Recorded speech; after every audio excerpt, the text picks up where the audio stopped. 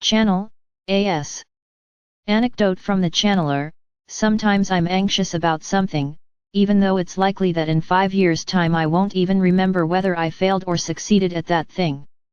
So in other words, sometimes I'm anxious about something that in the long run will not really matter.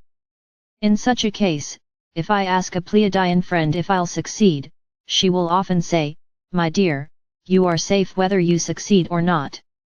On to Tunia's message. My dearest brothers and sisters, this is Tunia speaking.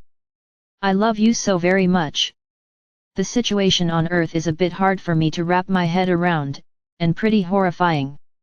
But to me, what seems to be going on is the following: pretty much everyone has several unmet needs. This can be the physical need of having enough to eat, or the need of being free from physical or psychological pain.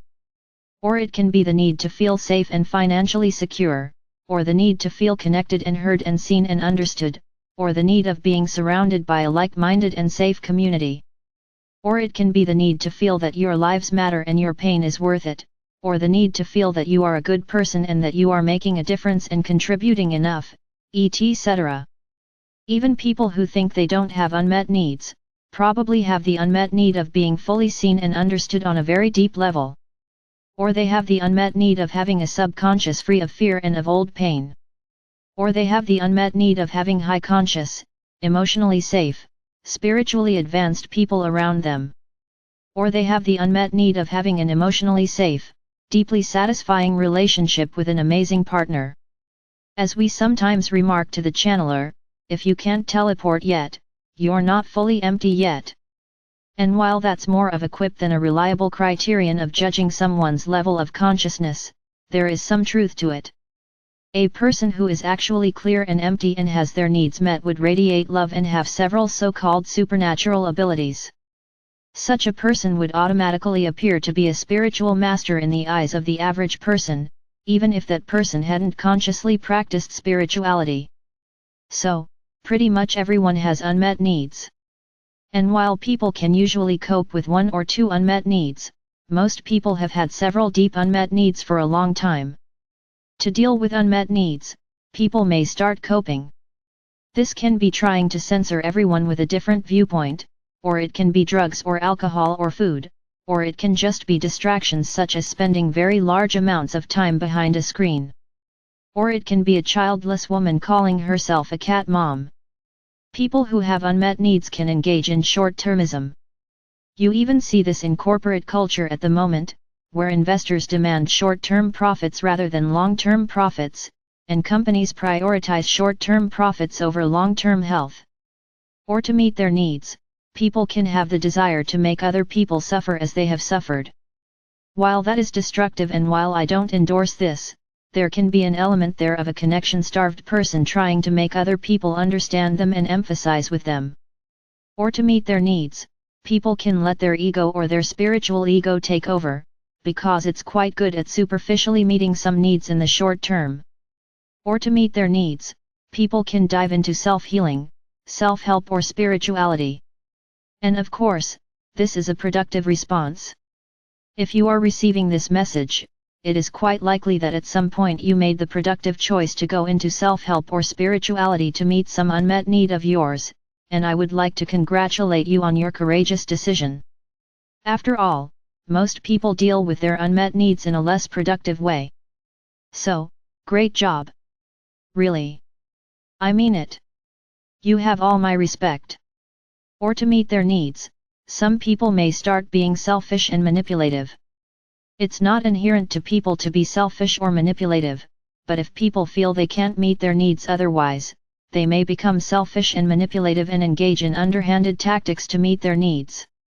Which is part of why everyone seems to think that there's suddenly narcissists everywhere. Part of that is people trying to meet their self-esteem and their feel-loved needs in manipulative ways. Or to meet their psychological needs, people tell themselves a story that probably isn't fully true, but that is psychologically pleasing to them. In this story they're usually either better or harder working or more virtuous than other people, or they're the social justice hero, or they're the oppressed victim who did nothing wrong and who isn't to blame for their current not-so-great life. There is actually a whole lot of this going on, because people are in so much pain.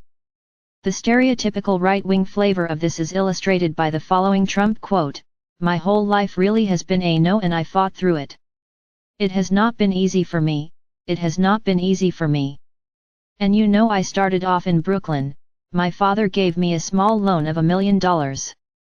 So here you see someone fulfilling their own psychological needs by telling a story that makes them a hero. They had it so tough, but they overcame it because they're so virtuous or hardworking or something like that.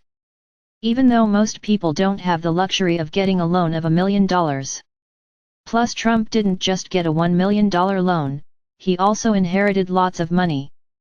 Similarly, there's also the stereotypical example of the parent who says that his or her generation had it so tough and that they worked so hard, and the younger generation is lazy.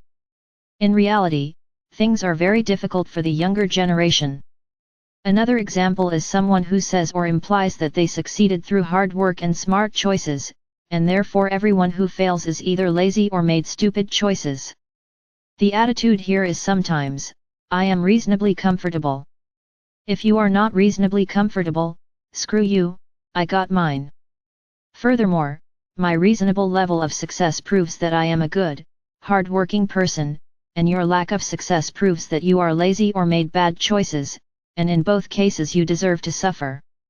This is psychologically pleasing because the person who says it feels like a virtuous person, and also it stops them from feeling bad that their sisters and brothers are suffering.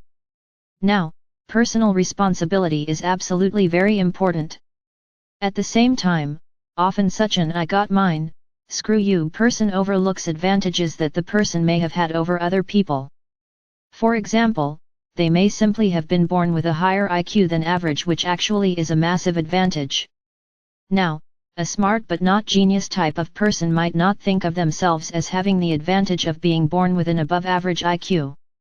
However, such a person does often think of the average person as being quite stupid, and part of that is that they were born with a higher IQ than the average person.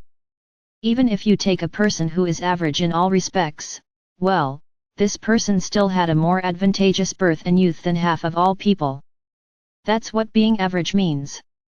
Even if an average person didn't have any advantages, they may still not have had to deal with disadvantages that other people may struggle with, such as health conditions, being born into an unstable or poor family, being abused, being born with a below-average IQ, prejudice, etc.